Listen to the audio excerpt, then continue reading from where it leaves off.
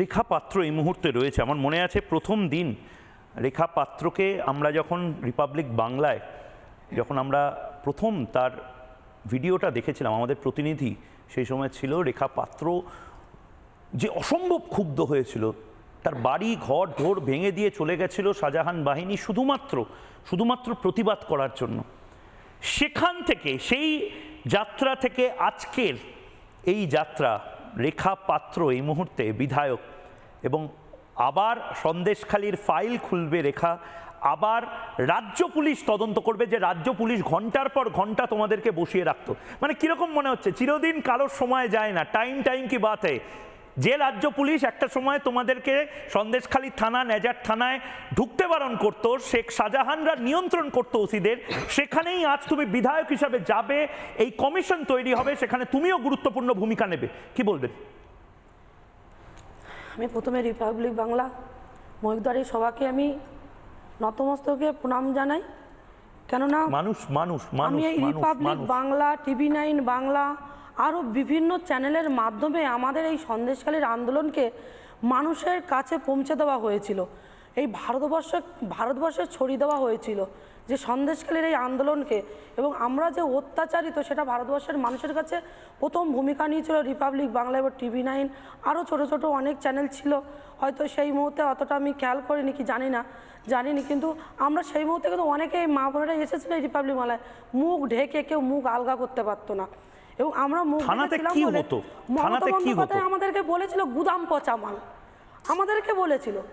আমি সেই রেখাপাত্র, যে রেখাপাত্রর বাড়িতে পুলিশ প্রশাসন, সেই শেখ শাহজাহানের গুন্ডা লাঠিয়াল বাহিনী, যে কোনো রকম আইন, যে সন্দেশখালীর আইন ব্যবস্থা আজকের যে আইন ব্যবস্থা সুরক্ষিত নেই, যাদের নিরাপত্তা নেই, সেই আইন ব্যবস্থা আমার বাড়িতে গেছিলো আমাকে খুঁজতে, আমাকে মারতে, তুলে আনতে, এবং গিয়ে আমার শ্বশুরমশাইকে তাড়িয়েছিলেন, কারণ আমার শ্বশুরমশাই একজন আইন দক্ষ ছিলেন, একজন আইনের কর্মদক্ষ ছিলেন আমার শ্বশুরমশাই ওই সন্দেশখালীর থানায় হোমগার্ডের কাজ করেছেন, বসিরহাট SDO বাংলায় হোমগার্ডের কাজ করেছেন, তারপরও সেই পুলিশ প্রশাসনের হাতে আমার শ্বশুরমশাইকে তাড়া খেতে হয়েছেন নিজের বাস্তের ওপরে দাঁড়িয়ে।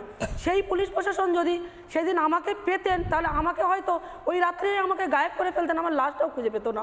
কিন্তু আমার সৌভাগ্য যে সেই দিন আমাকে অন্য কারোর বাড়িতে সেদিন আমাকে ডেকে নিয়ে লুকিয়ে রেখেছিল।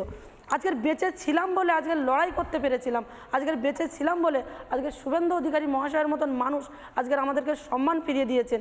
আজকের এই রিপাবলিকে এসে আমরা গলা বাজিয়ে, মাথা উঁচু করে, ছাতি বাজিয়ে বলতে পারি যে হ্যাঁ, বিজেপি একজন সর্বভারতীয় দল, যে দল সবসময় মায়েদের সম্মান, নারীদের সম্মান রক্ষার জন্য কথা বলে, মানুষের কাছে উন্নয়নের কথা বলে। আজকের এই তৃণমূল সরকারের পতন হয়েও আজকের মমতা বন্দ্যোপাধ্যায় কোথাও গিয়ে যেন ভাবছেন যে আমার পতন হতে পারে না কখনো। আচ্ছা, আমি একটা প্রশ্ন করব, দুর্নীতি মাননীয় বিধায়ক রেখা পাত্রকে আমি একটা প্রশ্ন করব। আমার মনে আছে রেখা পাত্র প্রতি মুহূর্তে স্টুডিও আসতে ভয় পেত, সন্দেশখালীর যে বাড়ি, সেই বাড়ি ছাড়তে হয়েছিল, অন্য কোনো জায়গাতে থাকতে হয়েছিল। প্রতি মুহূর্তে রেখা পাত্র আমাকে বলতো, মহিউদ্দা ওরা আমাকে মেরে ফেলবে, তৃণমূল কংগ্রেস এলে এবার মানে কলকাতা শহর ছাড়ো, পশ্চিমবঙ্গেও থাকতে পারবো না, যান বাঁচিয়ে পালাতে হবে।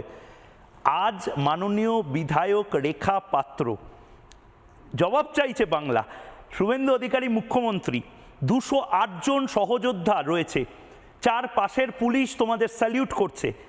এখনো ভয় লাগছে শেখ শাহজাহানকে? না শেখ শাহজাহানদের এবার ওই সাম্রাজ্য মৌরসী পাট্টাটা ভাঙতে রেখা পাত্ররাই কাফি হ্যায়? আমরা কখনোই বর্তমান যে এই আমাদের রাজ্যে যে বর্তমান পুলিশ প্রশাসন আছে, এদের উপর আমাদের ভরসা নেই।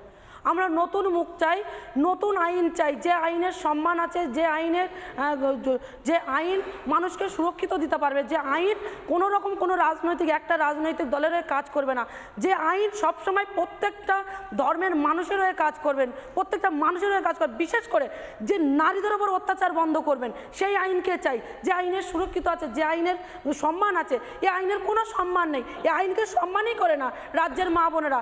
এই রাজ্যের মা বোনেরা কোথাও গিয়ে ধর্ষণ হলে, খুন হলে, আজকের শ্লীলতাহানি হলে, যে আইনের কাছে যাওয়ার পরে সেই আইন পাঠিয়ে দেয় শেখ শাহজাহানের কাছে, যে আমি কিচ্ছু করতে পারবো না, শাহজাহান ভাইয়ের কাছে চলে যান। শাহজাহান ভাই যদি বলেন, তাহলে যেই করছে ধর্ষণ তার কাছেই বিচার চাইতে যেতে হবে। বিচার চাইতে গেলে তার অস্ত্র দিয়ে, তার শরীরে ব্লেড দিয়ে ক্ষত বিক্ষত করে সেই মাকে, সেই মেয়েকে, সেই বোন বোনকে তার বাড়িতে পাঠিয়ে দেওয়া হচ্ছে, বিচার কিন্তু পাচ্ছে না।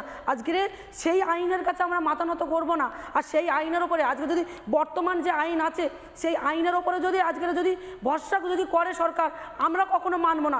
এই আইনকে পরিবর্তন করতে হবে, নতুন আইন চাই আমরা। যে আইনের সম্মান আছে, যে আইনের সুরক্ষা, একটা যে আইন, এখনকার আইনের তো কোনো সুরক্ষা নেই, আমরা আইনের সুরক্ষা চাই, এরকম আইন চাই আমরা। এই নিরাপদহীনতার আইনকে আমরা কখনোই মান্যতা দেব না, মানি না।